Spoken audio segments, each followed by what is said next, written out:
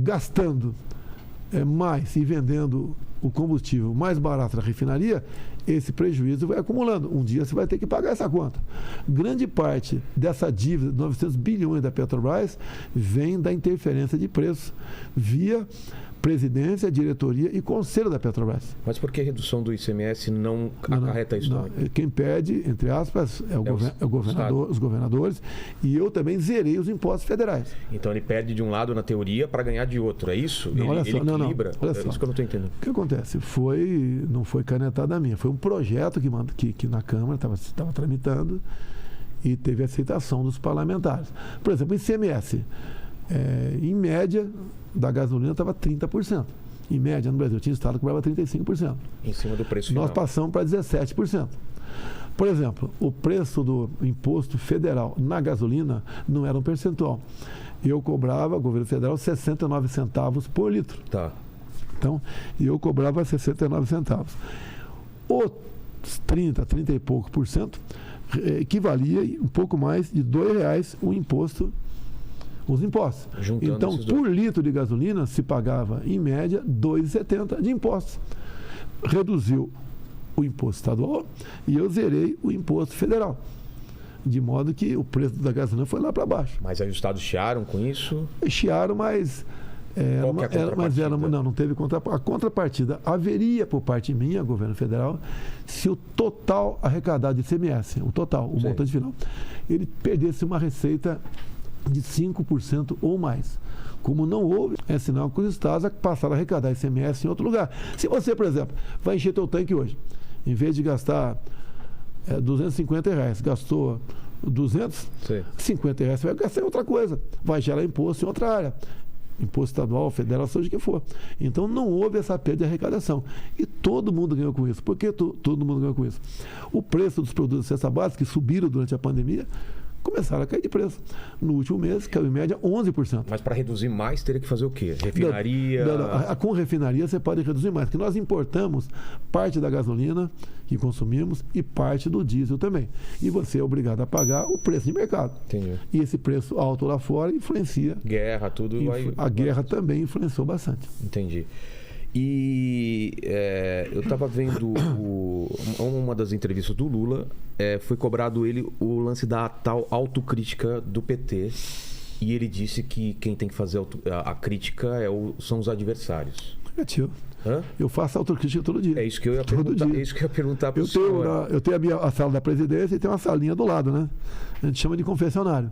Porque... A gente vai lá e lógico que quando você tem um problema com o ministro, você não vai discutir em público isso aí. Sim. Nem na frente de outros ministros. E eu dou a liberdade para os ministros, sabe? Jogar aberto comigo. A gente discute, a gente vê onde está errando, onde estamos falhando e vamos em frente. Como eu sou... É comum eu ver comentários nas mídias sociais nossas. E quantas vezes, de comentários, nós buscamos alternativas e solução para essas questões aqui. Como resolver esse assunto? Tem coisas que você descobre por terceiros. E você... Como assim? Não, tem coisa que... Você pode ver. Tinha um decreto presidencial de antigamente que era proibido plantar cana-de-açúcar no estado do Amazonas. Tá. Um capricho do presidente da época. E a gente descobre isso, que existe, isso aí, a gente conversa com a respectiva ministra, ela nos coloca a par, se bem que eu já estava acompanhando isso, o caso da Tereza Cristina, e nós resolvemos revogar o decreto. Agora, sempre ela achava que eu ia sofrer um desgaste muito grande perante os ambientalistas, né? O desgaste houve, mas muito pequeno. Agora, é inadmissível você pegar o maior estado do Brasil, onde ali qualquer propriedade tua rural, você é obrigado a preservar 80% daquilo. Você pode usar na tua fazenda apenas 20% da sua propriedade. Se quisesse plantar cana-de-açúcar ali, você não podia plantar. Então, essas coisas que chama de absurdos. Entendi. E você tem que mexer nisso aí. Mas quando eu citei o do Lula e falei sobre autocrítica, se o senhor faz esse exercício constantemente contigo, assim, tipo, poderia ter feito melhor, isso daqui não saiu legal, porque muita coisa está acontecendo pela primeira vez. Pandemia era uma coisa que nunca aconteceu na história aqui, dessa forma e como aconteceu. E quando o senhor olha para o passado e pensa assim, eu faria do mesmo jeito, eu falaria de outra forma, porque eu acho que isso pega muito na tua rejeição, né? De não, com a questão da pandemia, algumas palavras minhas que no afã de eu resolver indignação, eu extrapolei. Daí tem gente que marcou aquilo e a oposição, né, não faz autocrítica, ela faz linchamento moral de você. Se eu for esperar autocrítica da oposição, não vou ter. É um linchamento que faz. Se a gente fosse voltar nesse tempo aí, fazer essa linha do tempo, como estava o mundo, como que estava vocês quando descobriu quando começou a aparecer os primeiros casos de Covid lá fora? Como que é? Se faz uma reunião? Como que é? Olha só. Nós decretamos estado de emergência no início de fevereiro do Brasil. Fevereiro de 2020. Vimos aqui que já se discutiu lá fora, sim, na Itália, tudo nós já estava... Nós estávamos naquela época mais ou menos, nós trouxemos o pessoal da China para cá, o nosso pessoal que estava lá, né? Que estava isolado, veio para cá com todo cuidado, etc. Eles estavam fazendo o que lá? Estavam lá em Wuhan. Brasileiros que estavam em outro lugar do mundo. E lá foi o foco da Covid. Trouxeram para cá, ficaram em quarentena. Tudo bem, nós decretamos emergência e vimos aqui muita gente, né? O próprio governo de São Paulo falando que o carnaval não tinha problema nenhum. Vimos Drauzio Varela falando que não tem problema nenhum. Vimos autoridades aqui estaduais falando a mesma coisa e o carnaval, inclusive, convidando estrangeiros para vir para o Brasil. Vimos autoridades falando, como o clima aqui é quente, esse vírus só tem eficácia durante o inverno, não vai ter problema nenhum. E o carnaval foi um salseiro aqui. Veio gente do mundo todo e o vírus foi misturado, né? E começaram mortes. Então, mas do seu lado lá, o que é? São reuniões, todo mundo falando, o senhor escutando opiniões? Como que funciona isso? Individualmente, pequenos grupos, discutindo como é que está acontecendo no mundo, o que está acontecendo na Itália, por exemplo, nas casas de idosos. Quem que era a tua pessoa de confiança nessa época? Tinham várias pessoas lá, algumas que o ministro da Saúde não deu certo comigo, ele estava, o tal do Mandetta, né? Mandetta veio aqui. A preocupação dele é exatamente outra. Ele pregava algo como aterrorizador que ia acontecer. Lembra que falava, vamos achatar a curva, vamos ficar em casa para achatar a curva. O pessoal esquece muitas vezes, né? E esse achatar a curva é até a semana que vem, daqui a 15 dias, era prorrogando. Agora, o achatar a curva era um tempo que você tinha que ter para você abrir hospitais de campanha, aparelhar hospitais com respiradores.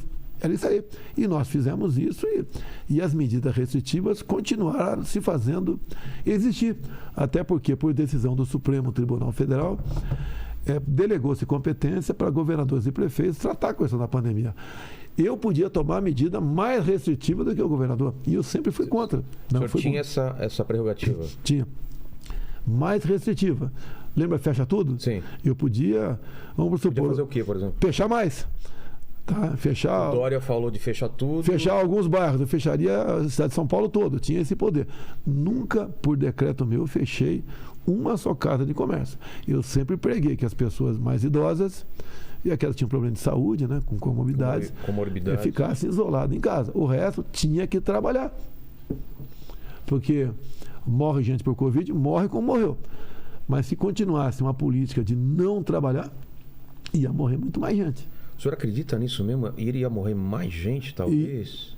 Tanto é que você pode ver, eu falei no começo que a depressão viria com a política ficar em casa. Há poucas semanas a imprensa falou que aumentou o número de suicídios no Brasil. Depressão, ansiedade. O jovem, ele é assintomático. Eu sempre fui contra fechar escolas. Tá?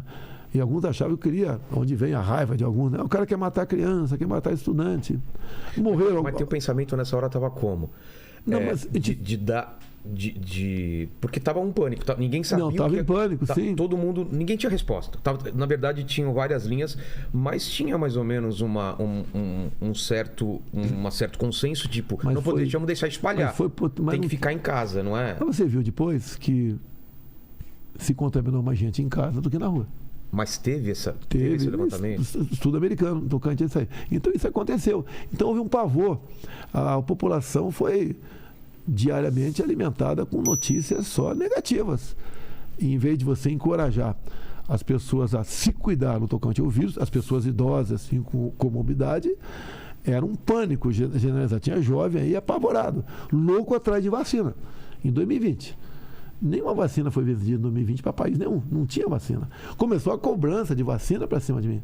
Não tinha vacina em 2020. Mas não era uma corrida desesperada da tipo, vamos pegar o que tem? Não tinha lugar nenhum. Minha ponte, qual país do mundo comprou uma dose de vacina? A primeira vacina... Estados Unidos, acho que chegou em dezembro, não foi? A primeira vacina... Foi isso? Foi em dezembro de 2020. A primeira vacina aplicada no mundo foi no Reino Unido em dezembro de 2020. Em 2021, o Brasil começou a vacinar. Então, mas a gente não conseguiria também em 2020 já não tinha vacina para vender. Mas não tinha como fabricar vacina. Não tinha vacina no mundo. Quando nós comprávamos da Pfizer, chegava a prestação. Mas esses e-mails, essas coisas que o pessoal fala, em que momento foi isso? Nessa linha do tempo? Não, os e-mails... Em fevereiro acontece? Não tinha. A resposta é simples. A esquerda, em vez de fazer algo crítico, ela vai para te destruir, para chegar ao poder.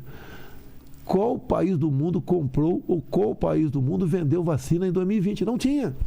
Mas não tinha que ficar na fila para estar nos testes? Por exemplo, a primeira proposta que veio da... Pfizer, não? Não foi da Pfizer, não.